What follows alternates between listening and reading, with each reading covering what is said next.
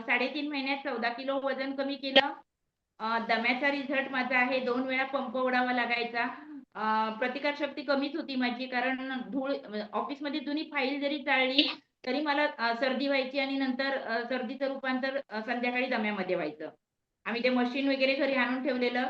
ते निगोडायझेशन लावून ठेवायचं अस्तरीनचे ते थेंब टाकून म्हणजे श्वास घ्यायला मिळायचं आणि डॉक्टरकडे जायचं. 1.5 वर्ष झालं. 27शी जोडल्यावर 2.5 वर्ष झाली आणि 1.5 वर्ष झालं मी डॉक्टरांकडे गेले नाहीये. कारण मला सर्दी होत म्हणजे झाली तरी दुसऱ्या दिवशी कंट्रोलमध्ये होते. सर्दीचं रूपांतर दम्यात होत नाही. हे इथं आल्यावर म्हणजे मूळ. कारण मला इथं आल्यावर मी पंचकर्म करत नव्हते, काय करत होते मॅडम. पण पंचकर्म करून आल्यानंतर काय खायचं ह्याचं मार्गदर्शन नव्हतं. तिथं फक्त पंचकर्म करून घेतलं जायचं. आल्यावर मस्त वाटायचं 2 दिवस फुलपाखरासारखं. पण नंतर कफ व्हायचा. पण इथं मला ताईंनी वमन कसं करायचं अगदी व्हिडिओ कॉल करून दाखवलं आणि तसं करून घेतलं. महिन्यातनं एकदा तरी तुम्ही करत जावा हे सांगितल्यावर मी तसं करते आणि त्याच्यामुळे योग्य सकस संतुलित आहारामुळे आणि इथल्या मार्गदर्शनामुळे आणि इथं रोज हे होतं मोटिव्हेशन होतं, की ह्यांचं हे जातं माझं पण जाणार. मानसिकता इतकी पक्की करून घेतली जाते, की कोणताही चॅलेंज असू दे, इथं जाणार हा विश्वास निर्माण होतो आणि असा विश्वास मिळाल्यामुळे आपण आपल्यावर काम करतो. आपला आधी स्वतःचा कॉन्फिडन्स वाढतो. नाहीतर आमच्या घरात म्हणायची, "ही अशीच आहे, ही अशी जाडच आहे. त्याच्यामुळे हिचं काही वजन कमी होणार नाही." आणि मी ठरवून ठेवलेलं माझं काही कमीच होत नाहीये आणि होणारच नाही.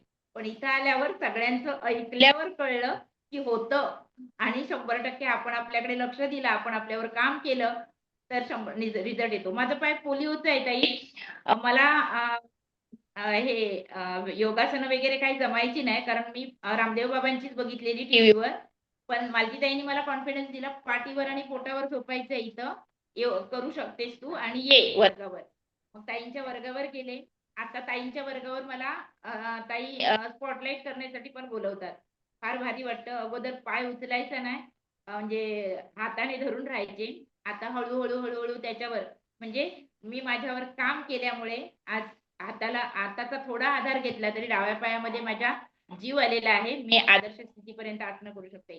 थँक यू सताईची फॅमिली मॅडम. चलो जोरदार क्लॅपिंग करू. आता किती वेळा पंप ओढताय? मॅडम आता पंप ओढावा लागत नाही मला. मी आता येस. ट्रिप पण करून आले. हां, मला ना कुठे ट्रिपला न्यायचे नाहीत हडकर साहेब. कारण म्हणायचे, "तुझं ते संध्याकाळी पित्त चाळवतं ना, मग सगळ्यांचा मूड घालून ठेवणार तू."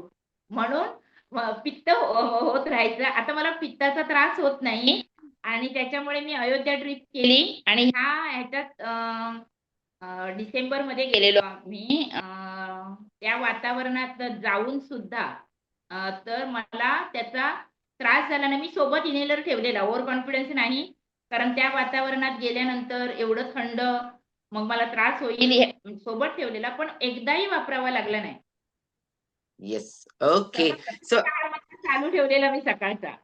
ट्रिपला असले तरी. बॅकला गायडन्स नसल्यामुळं प्रॉब्लेम होता. आता का नाही आला? कारण का की प्रॉपर गायडन्समुळं. आणि मानसिकता असते ना, ती स्वतःवर काम करायची लागतेच लागते. ही स्वतःवर काम करायची जर आपल्यामध्ये मानसिकता तयार नाही झाली, तर आपल्याला आपल्या आजूबाजूला सगळे प्रॉब्लेम दिसायला लागतात आणि दिसायला लागले की ते यायला पण लागतात. त्याच्यामुळं स्वतःवर त्यांनी काम केलंय. मस्तपैकी वेट लॉस केलाय. घालवला की नाही अस्थमा. अस्थमासाठी आले होते का? नाही. पण पेशी लेव्हलला जे लागतं त्या गोष्टी जेव्हा आपण घेतो, त्या दृष्टीनं योगासनं, त्याच दृष्टीनं प्राणायामाचा अभ्यास चालू केला, लंगची कपॅसिटी वाढवली, पेशींची कार्यक्षमता वाढल्यामुळं सगळं सॉल्व्ह होऊ शकतं. ओके.